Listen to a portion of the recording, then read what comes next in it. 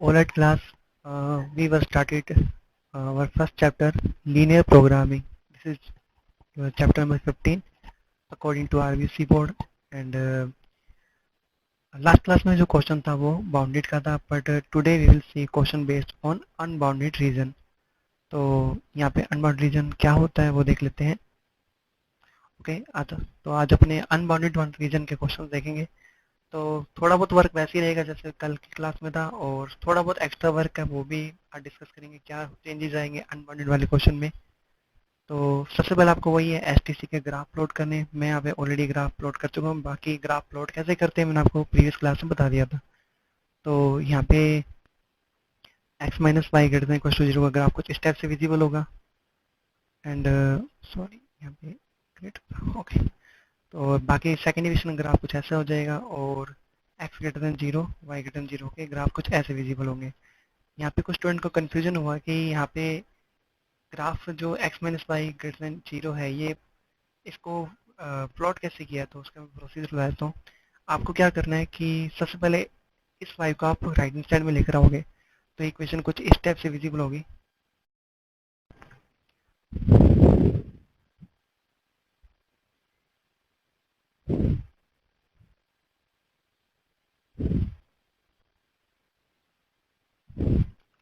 X greater than equals to y. Y को जैसे right hand side में लेके जाओगे तो x greater than equals to y आ जाएगा. आपने लास्ट ईयर 11th क्लास में एक चैप्टर किया था स्ट्रेट लाइन. तो एक्स इक्वल्स टू वाई की लाइन इस टाइप से विजिबल होती है. और यहाँ पे आपको एक चीज़ नोटिस करनी है कि एक्स जो है वो क्या है, ग्रेटर है, और वाई क्या है यहाँ पे, लेस है. ओके. तो अपने को बस यही देखना है ग्राफ में कि किस एरिया में एक्स ग्रेटर होता है और किस एरिया में वाई ग्रेटर होता है. तो एक्स एक्सिस पे जो भी एक्स की वैल्यू होती है वो ग्रेटर होती है, और वाई एक्सिस पे जो भी वैल्यू होती है वाई उसमें वाई ग्रेटर होता है. ओके.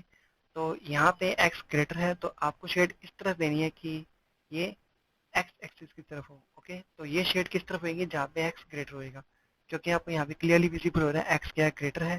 तो इस एरिया पे इस एक्सिस पे एक्स क्या होता है, ग्रेटर होता है. तो सारे एरो किस तरफ होंगे, एक्स एक्सिस की तरफ होंगे. Okay. Okay. After plotting this graph,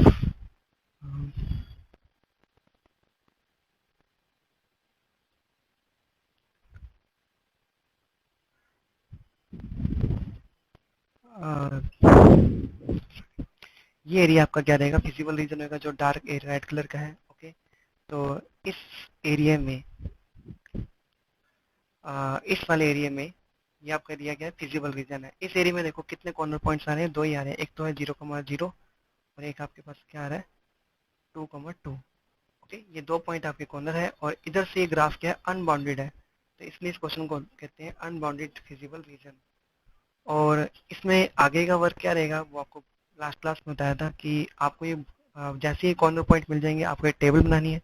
और टेबल कैसे विजिबल होएगी, इस टाइप से. आपके पास यहाँ पे पॉइंट्स हैं, दो ही पॉइंट हैं, उनको नेम देते हैं ओ ए. ये आपका ओ पॉइंट है, ये आपका ए पॉइंट है.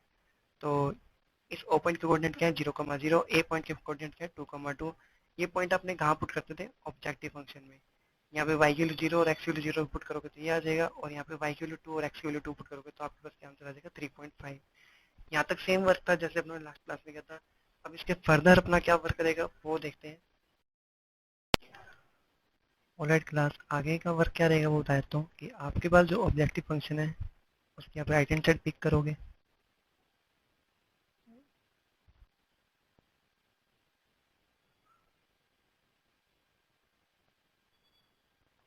और आपके पास यहाँ पे जो मैक्सिमम आंसर है उसको आप राइट साइड में राइट करोगे. और अगर क्वेश्चन मैक्सिमम का है तो आपको यहाँ पे साइन लगाना है ग्रेटर का. इफ यहाँ पे क्वेश्चन मिनिमम का होता तो आप यहाँ पे लेस देन का साइन लगाते हैं. Okay. If question were on minimum you put there less than sign. तो क्वेश्चन मैक्सिमम केस में यहाँ पे आपको ग्रेटर का साइन लगाना है.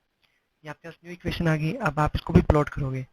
तो जैसे आप इसको प्लॉट करोगे तो एक बार मैं सबको रिमूव कर देता हूँ. तो आप ये कुछ इस टाइप से विजिबल होगा. इस एरिया को हम बोलते हैं हाफ प्लेन. इसका पर्टिकुलर नेम है half plane of this equation. Okay. तो ये हाफ प्लेन है, और इससे पहले जो अपने फिजिबल रीजन ड्रॉ किया था वो कुछ इस टाइप से था। ओके, आपको यहाँ पे बस ये देखना है कि ये जो फिजिबल रीजन है और ये जो हाफ प्लेन है इसमें कोई कॉमन एरिया है। तो ऑब्वियसली यहाँ पे ये देखो एक कलर क्यों आया है, क्योंकि कॉमन एरिया था। तो ये आपका फिजिबल रीजन था और ये आपका हाफ प्लेन है। तो इसमें ये एरिया क्या है, कॉमन एरिया है। अगर आपको कॉमन एरिया विजिबल है या फिर कॉमन पॉइंट्स दिख रहे हैं या फिर आपको कुछ मिक्सअप दिख रहा है, तो इस केस में आप क्या कहोगे कि आपका जो क्वेश्चन था उसका कोई सॉल्यूशन नहीं है। ओके, ये जो आपके पास क्वेश्चन है इसका नो सॉल्यूशन लिख कर आ जाओगे। ठीक है, देयर इज नो सॉल्यूशन, ये सॉल्यूशन वैलिड नहीं है। बट अगर इन केस अगर यहाँ पे कॉमन एरिया नहीं होता, उस केस में क्या करते हो, उसके लिए नेक्स्ट क्वेश्चन देखते हैं। ऑलराइट क्लास, नेक्स्ट क्वेश्चन है आपका 6 नंबर क्वेश्चन है 15.1 का। इस क्वेश्चन में आपके पास ये ऑब्जेक्टिव फंक्शन है, ये एसटीसी है और ये एनएनसी है।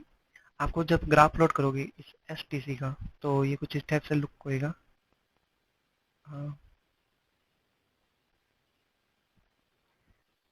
तो as you can see this is your feasible region which is unbounded. ये अनबाउंडेड है और इसके कॉर्नर पॉइंट्स यहाँ पे दो ही आ रहे हैं। एक तो है ये 6,0 और एक पॉइंट आपका आ रहा है 0,3। इसके बाद का वर्क क्या आपको पता ही है, आपको एक टेबल बनानी है। टेबल आपकी किस टाइप से विजिबल होगी, इस टाइप से। आपके दो ही पॉइंट हैं, इसको ए मान लो, इसको बी मान लो। तो ए पॉइंट के कोऑर्डिनेट क्या है 0,3 और बी पॉइंट के कोऑर्डिनेट क्या है 6,0।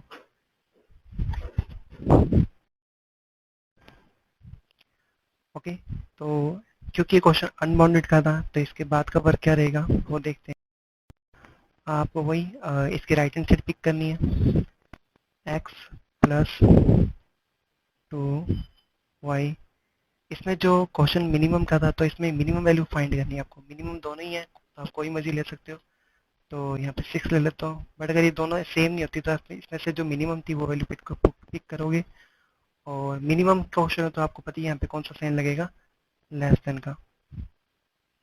तो आपके पास ये न्यू इक्वेशन होगी और आप इसको जब प्लॉट करोगे तो इस इक्वेशन को हम बोलते हैं हाफ प्लेन। तो हाफ प्लेन की लुकिंग कैसे आएगी, इस टाइप से। अब हमें ये चेक करना है कि जो हाफ प्लेन है हाफ प्लेन है और फिजिबल रीजन जो है क्या उसमें कोई कॉमन एरिया है, नो। देखो फिजिबल रीजन आपका इधर की साइड है, अप साइड है, और हाफ प्लेन आपका नीचे की तरफ है। तो अगर कोई कॉमन एरिया नहीं है फिजिबल रीजन और हाफ प्लेन में, तो इस केस में आपने जो सॉल्यूशन निकाला है 6, यही आपका फाइनल आंसर है। तो आपको डिफरेंस पता चल गया होगा कि अगर कॉमन एरिया आ जाता है तो आप कहोगे नो सॉल्यूशन, अगर कॉमन एरिया नहीं आता तो आप कहोगे कि आपने जो टेबल में आंसर निकाला है वही आपका फाइनल आंसर है। आई होप आपके सारे डाउट क्लियर हो गए होंगे। फिर भी कोई डाउट है तो यू कैन कॉल मी और मैसेज मी। आपको वही इसकी राइट हैंड साइड पिक करनी है, x प्लस 2y। इसमें जो क्वेश्चन मिनिमम का था तो इसमें मिनिमम वैल्यू फाइंड करनी है आपको। मिनिमम दोनों ही है तो आप कोई मर्जी ले सकते हो। तो यहाँ पे 6 ले लेता हूँ, बट अगर ये दोनों सेम नहीं होती तो इसमें से जो मिनिमम थी वो वैल्यू पिक करोगे। और मिनिमम क्वेश्चन है तो आपको पता ही है यहाँ पे कौन सा साइन लगेगा, लेस देन का। तो आपके पास ये न्यू इक्वेशन होगी और आप इसको जब प्लॉट करोगे तो इस इक्वेशन को हम बोलते हैं हाफ प्लेन। तो हाफ प्लेन की लुकिंग कैसे आएगी, इस टाइप से। अब हमें ये चेक करना है कि जो हाफ प्लेन है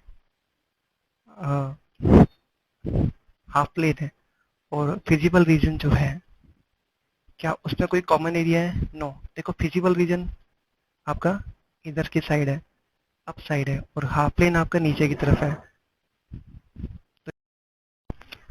तो अगर कोई कॉमन एरिया नहीं है फिजिबल रीजन और हाफ प्लेन में, तो इस केस में आपने जो सॉल्यूशन निकाला है 6, यही आपका फाइनल आंसर है। तो आपको डिफरेंस पता चल गया होगा कि अगर कॉमन एरिया आ जाता है तो आप कहोगे नो सॉल्यूशन, अगर कॉमन एरिया नहीं आता तो आप कहोगे कि आपने जो टेबल में आंसर निकाला है वही आपका फाइनल आंसर है। आई होप आपके सारे डाउट क्लियर हो गए होंगे। फिर भी कोई डाउट है तो यू कैन कॉल मी और मैसेज मी।